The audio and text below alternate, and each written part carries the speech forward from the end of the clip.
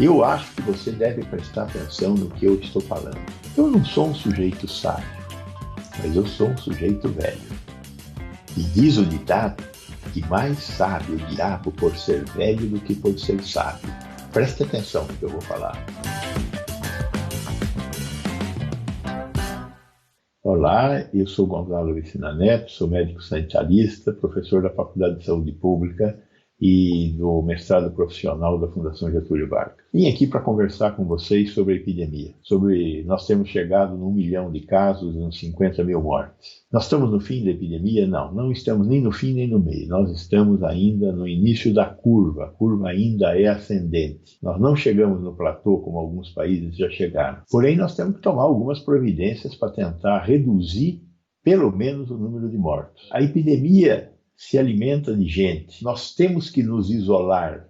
Não dá para ficar circulando. Existe um negócio chamado R0, que é o número de pessoas que, em média, um contaminado contamina. O nosso R0, ele tem que cair abaixo de 1.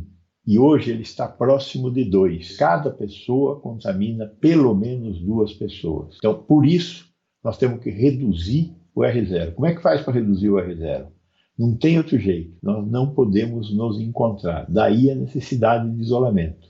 E temos que, particularmente, proteger os grupos de risco, os que têm comorbidades, outras doenças como hipertensão, diabetes, câncer, e os idosos. Esta doença gosta de matar velho. Nós temos que ficar em casa e, quando sair, temos que ter todas as precauções que são indicadas, que você já conhece. Este conjunto de medidas é o conjunto de medidas que está ao nosso alcance fazer. Isolamento, higiene, máscara. Agora, existe um outro componente que é o componente do Estado. O Estado tem que ter esse componente.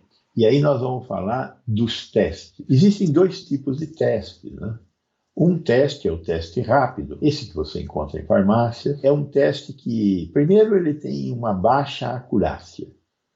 Jogar uma moeda e tirar cara e coroa para saber se você já teve ou não teve a doença é igual. Segundo, esse interesse em saber se você já teve ou não poderá vir a ser importante mais à frente, quando a curva estiver na descendente, e aí nós vamos querer saber quantas pessoas já tiveram a doença. O outro teste é o chamado RT-PCR. É um teste que verifica a presença do vírus na nossa orofaringe.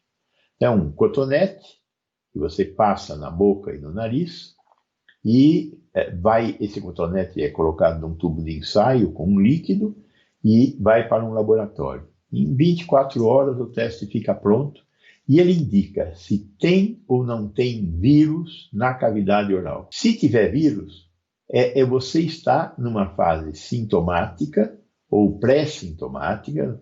Você deve estar com febre, perda de capacidade de sentir cheiro, pode ter dores no corpo. Essa é a fase sintomática da doença. Normalmente ela ocorre entre o 4º e o 6º dia da contaminação pelo vírus. Identificado um paciente, imediatamente se deve identificar 5 contratantes desse paciente. E aí, com certeza, você vai encontrar mais 2 contaminados. Os outros 3 geralmente não estão contaminados. Esses 2 contaminados que você vai identificar não têm sintomas, mas eles já estão com o vírus na garganta. Essa doença tem uma característica interessante. 40% das pessoas que têm esta doença nem percebem que tiveram a doença, porém são contaminantes. 40% têm a doença de uma forma branda. Então tem febre, tosse, coriza, dor no corpo, não tem muitos sintomas mais. E começa a desenvolver esses sintomas aí por volta do 5º, 6º dia. E isso dura até 14 dias. Esses pacientes são a forma branda da doença, porém também são contaminantes, inclusive antes de terem os sintomas. 15% vão ter que ser internados para fazer oxigenoterapia e 5% vão precisar de UTI. A nossa preocupação é tentar identificar esses 80%, os 40% que não são sintomáticos e os 40% que têm sintomas suaves. Por isso, vamos fazer o teste nos sintomáticos.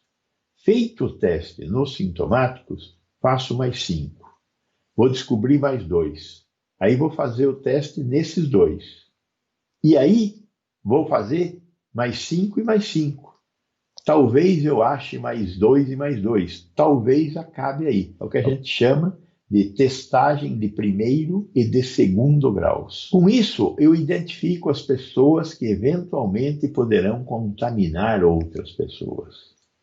E eu, neste momento, tenho que isolá-las. Tem que chegar para o paciente e falar, você tem que ficar isolado. Você pode ficar assim, eu moro num barraco, eu e a minha família inteira. Ele não vai se isolar. Quem tem que isolar esse paciente? O Estado.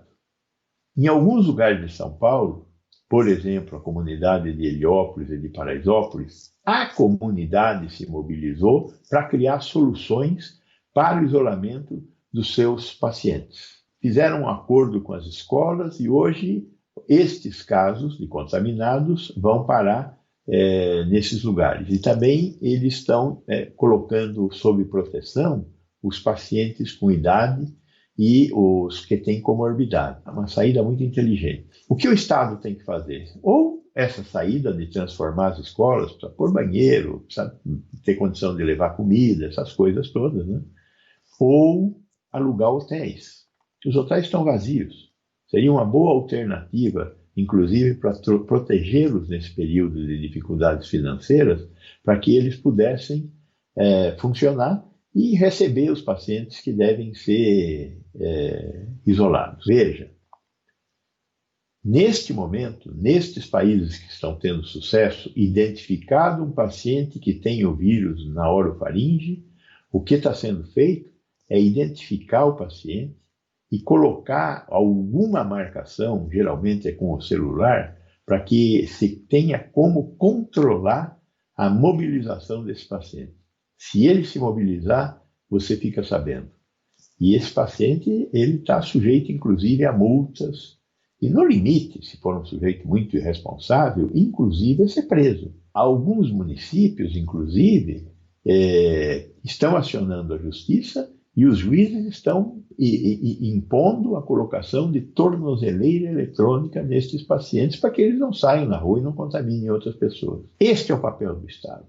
Testar e encontrar um local em que as pessoas possam ser isoladas. Agora, como é fazer para que o Estado faça o seu papel? No começo da epidemia, não tinha teste, não tinha como fazer teste, faltava teste no mundo inteiro. Agora tem teste, tem como fazer teste. O que nós precisamos é que o Estado se mova. A sua parte são aquelas medidas que nós já falamos, de higiene e isolamento social. E a segunda parte da sua missão é chegar aos nossos governantes, chegar às pessoas que nós elegemos, que são nossos representantes, que têm que fazer o que necessita ser feito para que essa epidemia seja menos danosa para todos nós. Então, compartilhe esse vídeo, faça com que ele chegue nestas pessoas que têm que fazer com que o RT-PCR esteja disponível para a sociedade brasileira. Bom, esse é o recado que eu queria passar. Muito obrigado por ter me assistido e até a semana que vem.